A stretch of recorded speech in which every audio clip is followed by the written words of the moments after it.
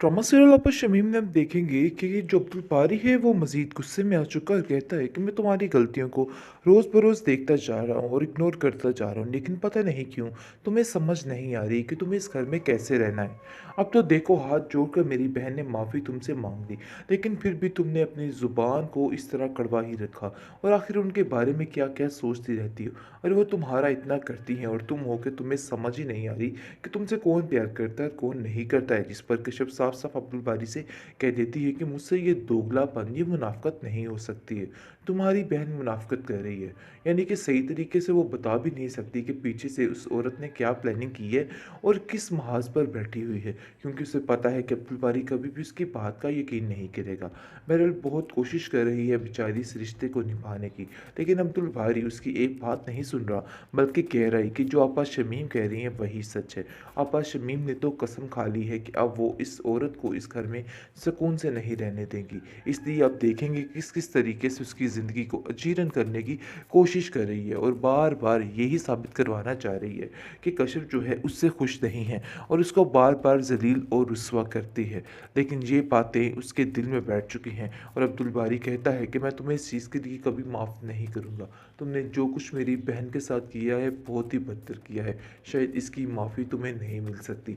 जिस पर वो कहती है कि जब इन सब बातों की असलियत खुलेगी तो फिर जाकर तुम्हें अंदाज़ा होगा कि तुमने क्या किया है और क्या नहीं किया है। बहरहाल कश्यप काफ़ी ज़्यादा परेशान है, लेकिन अपने घर वालों को इस बारे में भनक भी नहीं पड़ने दे रही, क्योंकि वो जानती है कि शमीम की बातों से तो वो ऑलरेडी वाकिफ़ है, लेकिन अब्दुल बारी के लिए उनके दिल में काफ़ी ज़्यादा भरम है और वो जानते हैं कि अब्दुल बारी कुछ भी गलत नहीं कर सकता है। इसलिए वो उनका ये मान नहीं तोड़ना चाहती, जिसकी वजह से खामोशी से हर बात को बर्दाश्त पे बर्दाश्त किए जा रही है और सोच रही है कि एक दिन सब कुछ ठीक हो जाएगा। क्लेम ज़्यादा ख़राब होते जाएंगे, लेकिन मुझे नहीं लगता कि आप लोगों के दिमागों में कुछ ठीक बात डर रही है। देखो अब्दुल बारी, तुम ही अकल कर जाओ। अगर उसको अकल नहीं आ रही, तुम्हें तो ख्याल होना चाहिए कि ये सब कुछ क्या हो रहा है। खराब करने की कोशिश कर रही है। उसको कहती है कि ये लोग तो चाहते ही ये है कि तुम यहाँ से चली जाओ। खास तौर पर जुलेखा जच्ची सारा कुछ उसके दिमाग में डाल रही है और चाहती है कश्यप को बार बार कि कश्यप इधर अकेली रह जाए। इसके अलावा उनका और कोई भी मकसद नहीं है। जिस पर कश्यप चिल्ला उठती है और कहती है कि आखिर आप लोग कैसी बातें कर रहे हैं। देखिए ऐसी कोई बात नहीं है, अगर ऐसा सोच रहे हैं तो सरासर बेवकूफ़ी है। मैंने ऐसा कुछ नहीं सोचा और ना ही मेरे घर वालों ने कुछ ऐसा सोचा है, बल्कि उन लोगों ने ही मुझे ज़बरदस्ती यहाँ पर भेजा है। इस बात के तो आप भी बड़े अच्छे तरीके से जानते हैं। दूसरी तरफ सायरा जो है वो आ चुकी है वापस और आकर अपनी बहन से कहती है कि मैं उधर सारे रिश्ते नाते ख़त्म करके आ चुकी हूँ और अब मज़ीद मैं वहाँ पर कभी भी नहीं जाऊँगी। जिस पर आप देखेंगे कि वो कहती है कि आपको उधर जाना ही नहीं चाहिए था। लेकिन आप देखेंगे कि सायरा उधर दो टोक बातें सुनाने के लिए उस घर में गई थी, क्योंकि उस घर में जो जो कुछ उसके साथ हुआ था वो दोबारा इस चीज़ पर यानी कि देखना चाहती थी अपनी आंखों से, ताकि फैसला करने में उसको मुश्किल ना हो। बहरहाल वो सब कुछ ख़त्म करवा कर वो कर अब वापस आ चुकी है। ये इसने बहुत बड़ी हिमाकत की जो उधर दोबारा चली गई। अब देखेंगे कि बहुत ज़्यादा शुमैला भी खुश हो चुकी है कि वाकई में उससे पक्की पक्की जान छूट चुकी है।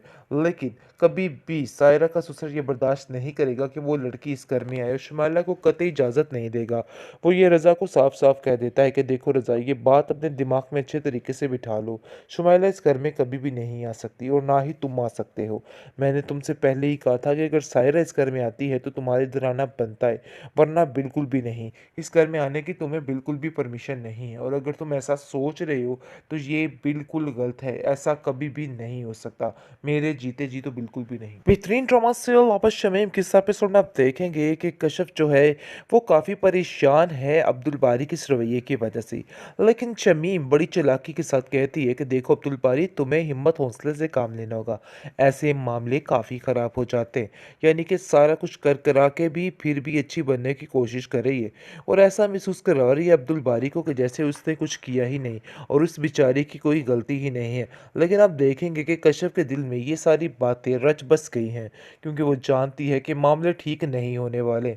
नसीम फिर भी कुछ ठीक होने की कोशिश कर रही है, लेकिन ये औरत शमीम जो है ये फिर कोई नया फसाद खड़ा कर देती है कि सारा मामला ख़राब हो जाता है। कश्यप बहुत ज़्यादा परेशान हो चुकी है और अब्दुल बारी से कहती है कि मुझे नहीं लगता यहाँ पर हालात ठीक होंगे। अब्दुल बारी कहता है कि आपा शमीम हर तरीके से अपने हालात को यानी कि ठीक करने की कोशिश कर रही हैं, लेकिन मुझे नहीं लगता कि तुम इन सब चीज़ों में उनको ठीक होने दोगी, क्योंकि मैं समझ चुका हूँ कि तुम जानबूझकर ये सब कुछ कर रही हो। देखो उनका और कोई ठिकाना नहीं है और ये बात तुम अपने ज़हन में अच्छे तरीके से बिठा लो, क्योंकि और वो यहाँ से नहीं जा सकती। ये बात सोचना बिल्कुल बेफिज़ूल है कि वो यहाँ से चली जाएँगी। ऐसा बिल्कुल भी नहीं हो सकता है। जिस पर कश्यप कहती है कि मैं ऐसा कुछ भी नहीं चाहती हूँ। बहरहाल बात ये है कि जब तक समन की तबीयत बेहतर नहीं होती मैं यहाँ पर ही हूँ। लेकिन जैसे ही उसकी तबीयत सुधरती है तो मैं यहाँ से फ़ौरन चली जाऊँगी, क्योंकि वो जान चुकी है कि यहाँ पर रहना सरासर बेवकूफ़ी है और कुछ भी ठीक होने वाला नहीं, बल्कि हालात मज़ीद ख़राब होने वाले हैं। ये उसको इस चीज़ का अंदाज़ा तो हो ही गया है। शमीम कहती है कि आखिर तुम्हें कैसा लगा मुझसे मुकाबला करके? देखो मैंने तुम्हें पहले ही कहा था कि मेरे साथ ये सारे मुकाबले करने की कोई भी ज़रूरत नहीं है, क्योंकि अगर तुम ऐसा करोगी तो बहुत सख्त नुकसान उठाओगी और देख लो ऐसा ही हुआ है। आज तुम्हें ही नुकसान है और तुम गहरे नुकसान में खड़ी हो। जिसको सुनकर कश्यप कहती है कि मुझे इन सब चीज़ों की कोई परवाह नहीं है और ना ही मैं किसी के ऊपर कुछ बर्डन करना चाहती हूँ। बस बेहतर यही है कि बस ठीक होती है समझ जैसे ही मैं यहाँ से चली जाऊँगी, क्योंकि मुझे भी आपसे जंग लगाने का कोई भी शौक नहीं है।